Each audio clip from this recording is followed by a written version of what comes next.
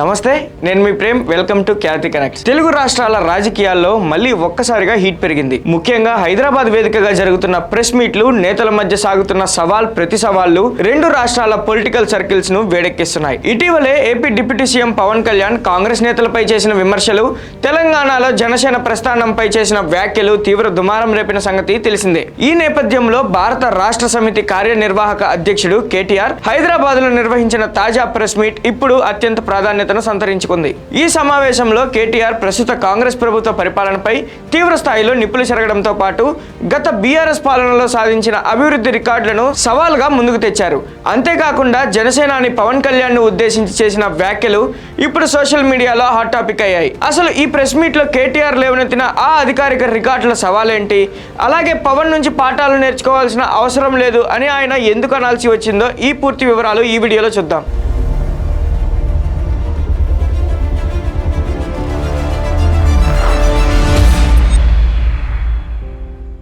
హైదరాబాద్ వేదికగా జరిగిన ఈ కార్యక్రమంలో కేటీఆర్ మాట్లాడుతూ తెలంగాణ రాష్ట్ర ఏర్పాటుకు వెనుక ఉన్న చారిత్రాత్మక వాస్తవాలను గుర్తు చేశారు. కేసీఆర్ చేసిన సుదీర్ఘ పోరాటం వల్లే తెలంగాణ ప్రత్యేక రాష్ట్రంగా ఆవిర్భవించిందనేది నిర్వివాదాంశమని ఆయన స్పష్టం చేశారు. ఆనాడు కేంద్రంలోని కాంగ్రెస్ ప్రభుత్వమే తెలంగాణ ఇచ్చినప్పటికీ దానికి ఇవ్వక తప్పని కఠినమైన అనివార్య పరిస్థితిని క్షేత్రస్థాయిలో సృష్టించింది మాత్రం కేసీఆర్ఏనని ఆయన వివరించారు. తెలంగాణ రాష్ట్రం సిద్ధించిన తర్వాత బీఆర్ఎస్ హయాంలో పారిశ్రామికంగా, ఆర్థికంగా సాధించిన ప్రగతిని కేటీఆర్ గర్వంగా ప్రస్తావిస్తారు. ముఖ్యంగా కొత్త పెట్టుబడులను ఆకర్షించడంలో, పారిశ్రామిక అభివృద్ధి సాధించడంలో తెలంగాణ రాష్ట్రం ఐటీ హబ్ అయిన బెంగళూరు లాంటి నగరాలను కూడా అధిగమించేలా ముందుకు సాగిందని ఆయన గుర్తు చేశారు. దశాబ్ద కాలంలో తెలంగాణను అన్ని రంగాల్లో సుసంపన్నమైన రాష్ట్రంగా ఆవిష్కరించామని, నాడు తమ నాయకత్వ పటిమను శంకించిన వారికి తమ పాలనే సమాధానం ఇచ్చిందని కేటీఆర్ పేర్కొన్నారు. గత 10 ఏళ్లలో వ్యవసాయ రంగంలో తీసుకొచ్చిన విప్లవాత్మక మార్పులను కేటీఆర్ గణాంకాలతో సహా వివరించారు. 2014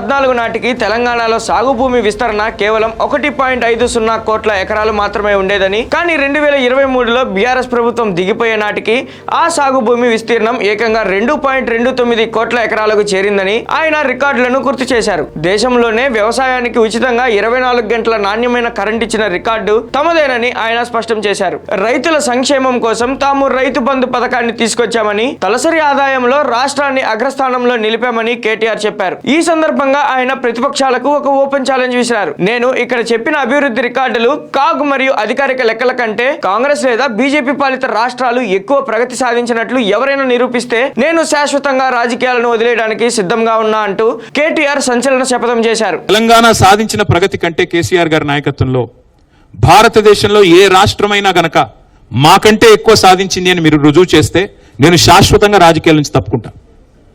that is my open challenge to both Congress and BJP. గణాంకాలతో సహా నేను చెప్తా ఉన్నా. నేనేమి కాకి లెక్కలు చెప్పట్లేదు, కాగు లెక్కలు చెప్తా ఉన్నా. అధికారం పోయిందనే బాధ ఏమాత్రం లేదు. బాధ ఎక్కడ అనిపిస్తుందంటే, ఇంత కష్టపడి సాధించిన రాష్ట్రం, ఇన్ని త్యాగాలతో ఏర్పడ్డ రాష్ట్రానికి ఇవాళ ఒక తెలంగాణ ద్రోహి ముఖ్యమంత్రిగా ఉన్నారు. తెలంగాణ వాదుల మీదకి తుపాకీ తీసుకుపోయిన వ్యక్తిని కాంగ్రెస్ మన నెత్తిన రుద్దింది. చేసిందే ఉంది 2.5 ఏళ్ళు. మొత్తం తిరోగమనమే తప్ప పురోగమనం ఎక్కడిది? మందు గమనం ఒక్కటే జోరు మీద ఉంది, మందగమనం మిగతాదంతా మందగమనమే. 2047 తెలంగాణ రైజింగ్, నినాదం రైజింగ్, విధానం ఫాలింగ్. నిన్న బట్టి విక్రమార్క గారు చెప్పినట్టు విన్నాను నేను. పైసలు లేవు, ఏమి చేయలేము, దివాలా తీసినాము అని చెప్తా ఉన్నారు. ఇంకా ఒక డైలాగ్ కొడతా ఉంటారు ముఖ్యమంత్రి గారు ఎప్పుడు, తొక్కుకుంటూ వచ్చినా. తొక్కినావు, తెలంగాణని పాతాలని తొక్కేసినావు. ఆల్రెడీ నువ్వు ఆర్థిక వ్యవస్థను తొక్కేసినావు. నువ్వు వచ్చిన తర్వాత చిదిమేశావు.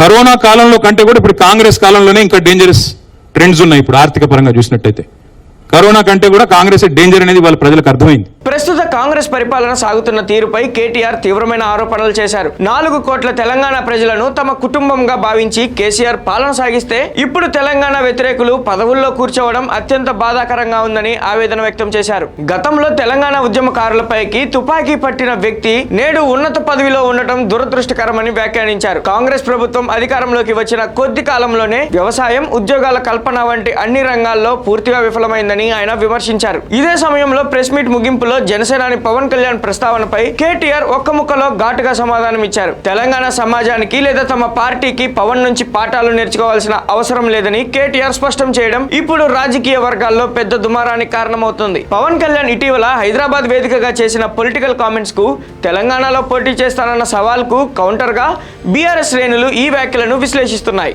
నేను ఒకటి మాత్రం పవన్ కళ్యాణ్ గారు గుర్తుపెట్టుకోవాలి, తెలంగాణ ఖచ్చితంగా తెలంగాణ భూమిపుత్రుల జాగీరు, తెలంగాణ భూమిపుత్రుల జాగీరే తెలంగాణ. ఇందులో ఎవరికి అనుమానం కూడా అక్కర్లేదు. 100%. ప్రాంతీయవాదం ఉగ్రవాదం కంటే ప్రమాదం ఇది అన్నాడు ఆయన.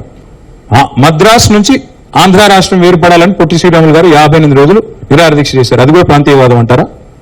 మోడీ గారు ఇవాళ ఆయన ప్రాంతం మీద అభిమానంతో ప్రాంతీయవాదంతో తెలంగాణకు వచ్చిన ఇండస్ట్రీలను కొట్టుకొని పోతా ఉన్నాడు. కేన్స్ అనే పరిశ్రమ ఇక్కడ పెట్టాల్సి ఉంటే ఇక్కడ ఒప్పందం కుదుర్చుకుంటే మా హయాంలో మా గవర్నమెంట్లో దాన్ని తీసుకుపోయి గుజరాత్లో పెట్టించారు. ప్రధానమంత్రి గారు గుజరాత్కే ప్రధానమంత్రిగా వ్యవహరించడం కరెక్టా? చెప్తారా దీనికి సమాధానం పవన్ కళ్యాణ్ గారు? దేశభక్తి గురించి మాకు పవన్ కళ్యాణ్ గారి దగ్గర పాఠాలు నేర్చుకోవాల్సిన అవసరం లేదు. వారిని ఆంధ్రప్రదేశ్ ఉప ముఖ్యమంత్రిగా డెఫినెట్ గౌరవిస్తాం, ఒక కళాకారుడిగా ఒక నటుడిగా అభిమానిస్తాం. కానీ వచ్చి మా సెక్రటేరియట్లో కూర్చొని పెత్తనం చేస్తాము మా రాజకీయాల్లో. పవన్ కళ్యాణ్ గారిది మధ్యన ఓజీ అని సినిమా వచ్చింది. I would like to remind my brother Pawan Kalyan, we have a Telangana OG KCR. మొత్తానికి హైదరాబాద్ వేదికగా కేటీఆర్ నిర్వహించిన ఈ ప్రెస్ మీట్ సమావేశం తెలంగాణ రాజకీయాల్లో సరికొత్త చర్చలకు దారితీసింది. ఒకవైపు తాము సాధించిన ప్రగతిపై అధికారిక లెక్కలతో కేటీఆర్ విసిరిన పొలిటికల్ ఛాలెంజ్, మరోవైపు పవన్ కళ్యాణ్ వ్యాఖ్యలపై ఆయన ఇచ్చిన కౌంటర్లతో ఇటు కాంగ్రెస్ అటు జనసేన శ్రేణుల నుండి ఎలాంటి ప్రతిస్పందనలు రాబోతున్నాయనేది ఆసక్తికరంగా మారింది. రాబోయే రోజుల్లో ఈ పార్టీల మధ్య మాటల యుద్ధం ఇంకా ఏ స్థాయికి చేరుకుంటుందో చూడాలి. ఈ తాజా పొలిటికల్ డెవలప్మెంట్స్, కేటీఆర్ విసిరిన ఓపెన్ ఛాలెంజ్ మరియు పవన్ కళ్యాణ్ పై ఆయన చేసిన వ్యాఖ్యలపై మీ అభిప్రాయాన్ని కింద కామెంట్స్ లో తప్పకుండా తెలియజేయండి. మరిన్ని తాజా అప్డేట్స్ తో మళ్ళీ కలుద్దాం. కీప్ వాచింగ్ ఖ్యాతి కనెక్ట్స్.